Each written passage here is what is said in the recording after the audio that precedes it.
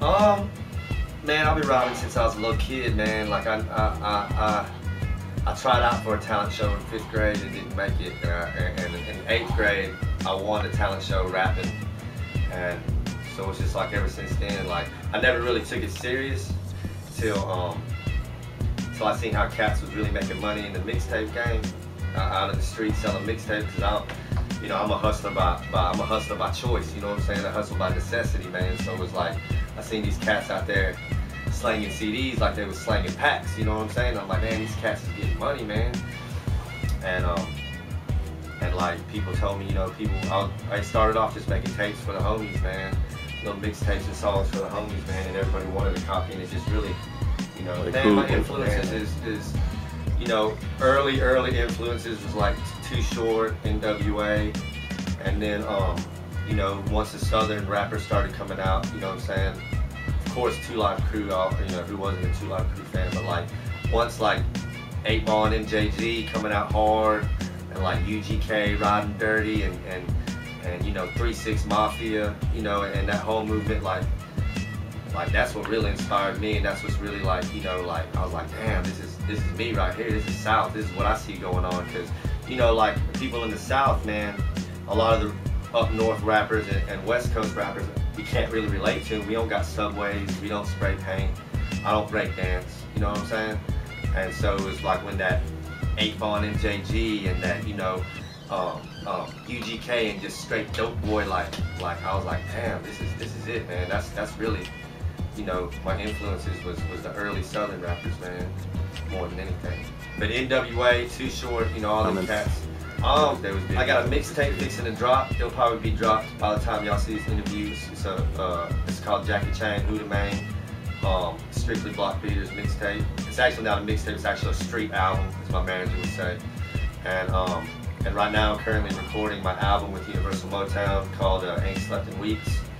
And it's dope, man. I'm like 7-8 songs into it. It's dope, coming along good, man. Man, I'm really trying to hit them from all angles, man. But at the end of the day, I'm keeping it 100, keeping it street, keeping it, you know what I'm saying? I got a couple records for the ladies, but anybody that knows me, I always had records for the ladies, you know what I'm saying, on some pimp shit. And just, just pretty much I buy out there getting that money, grinding, everyday struggle, man. How we doing it, you know what I'm saying? Man, pretty much it boils down to pillow talk, you know what I'm saying? Like I said, I come from Huntsville, Alabama, man. Huntsville, shout out to HSB's population like 400,000 or 500,000. So it's not like a big city, but it's not a little town. But it's sort of like, like in my city, pretty much like, I'm what I'm saying? I'm the motherfucking man, ain't no other way around it, and can't nobody dispute that, so I'm put it out there, and it comes down to pillow talk, little hoes I'm fucking, they might be, telling people I got this, telling people, and it gets back to the police, and the police really thought I was doing shit that I wasn't doing. Yeah. And they were just pulling people over. First thing out of their mouth was me, pulling me over, posted up in front of my crib, pulling people over, leaving my house. And it's just, they was just fucking with me. They was going to the radio station, telling the radio station I was a known gang member, a known drug dealer, and don't play my music. They went to the city schools and told, I went to all the city schools and told them if they ever see me at any football. It was just crazy. It was really crazy. And I was in a position to where I was fixing to record the album with Universal, and I didn't want to be one of them cases to where I was just fixing to record my album and do what I do and the police bust me. And not even the fact that I wasn't doing nothing, but just if I'm a smoker, if I get pulled over with a blunt, probation, or I'm a felon anyway, so I'm going back to prison automatically.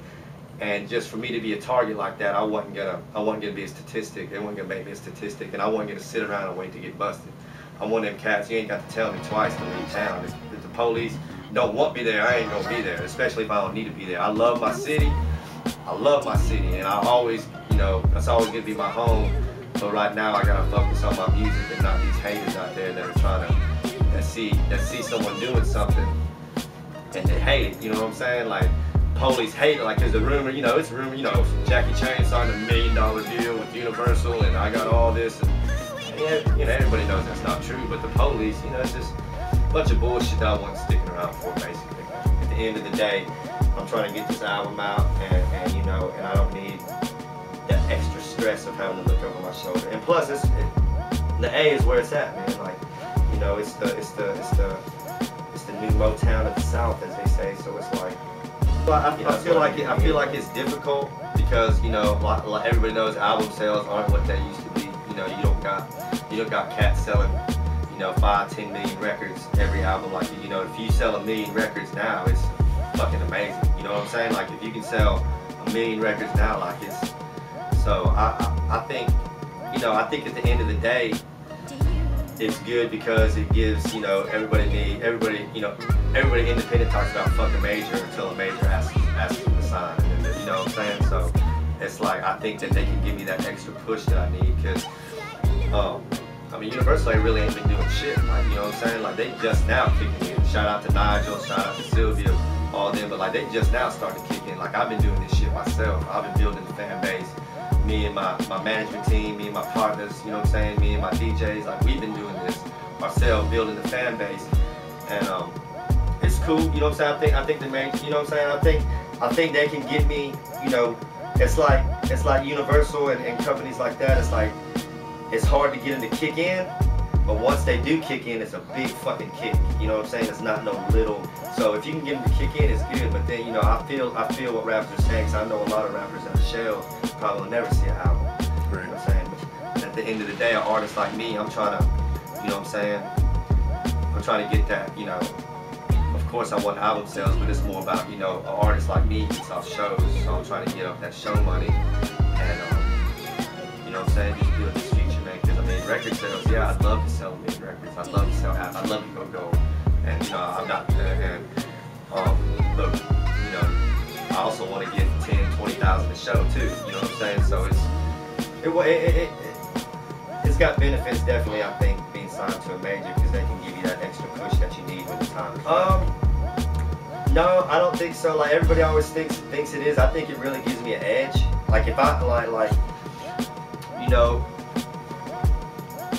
it opens me up to different genres, because, you know, like, I definitely appeal to the dope boys and, you know, hustling music, because that's what we do.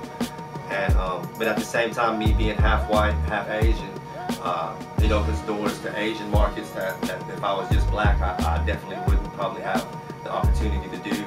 White people, you know what I'm saying? Different, you know, because it really opens up different genres, man. And like, a lot of people stereotype me and think and of course they're gonna say you know, this and that, but once the music speaks for itself, and anybody that comes to one of my shows or listens to my music, they ain't gotta love it, you know what I'm saying? But they definitely, you know, it's definitely energy, it's definitely good music either way. It might not be what they like, but I mean, you know, music speaks for itself at the end of the day, man. No matter what color you are, if you got good music, you know, that's what. 5 producers, man. That's hard, man. I know Timberland would definitely be one.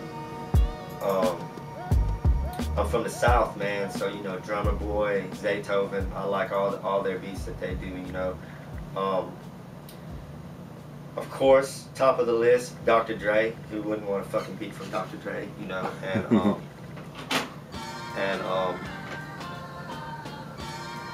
damn, was that 4? One more producer. Probably, like, man, I like to work with Swizzy. I don't know a lot of producers from up north, man, because I predominantly listen to down south music, but I know, you know, I like what he does for a lot of southern artists. Yeah, he's kind of in all genres in a sense, just because he just makes party bangers. Yeah, you know. Regardless, he has his unique sound, so that makes sense. But shout out to Big Crit and Block Beaters, who've been providing them bangers for the album, man. Definitely. No doubt. Anything you want to tell kids looking to do what you do? Any advice to them? Man, you know what I'm saying? If you ain't gonna give 110%, cause like, man, like, this is not something that you can do, you know what I'm saying? You got to dedicate yourself to this music. This shit is a cutthroat fucking business. Motherfuckers will chop your head off. You know what I'm saying? And so if you do it, you gotta be dedicated 100%. Ain't no half-assing, man. You got to, you know, really critique yourself and perfect your craft. You know, get your stage appearance up. You know what I'm saying? Your stage performance. You know what I'm saying? You got to get your music tight. You know, it's not something that you can half-ass do. You know what I'm saying? It's just like anything else in life. Like if you want to be a doctor, you know, and you half-ass do it, you're gonna wind up leaving a scalpel on someone or something. You know what I'm saying? So with the music business, it's the same way. You got to be dedicated 100% and really have your heart into it, man. So I would just say if you're really serious about this music business, man, just go for it 100%. And you know, if you build it, it will come. You know what I'm saying? Like you got to believe in yourself, or else ain't nobody else gonna believe in you.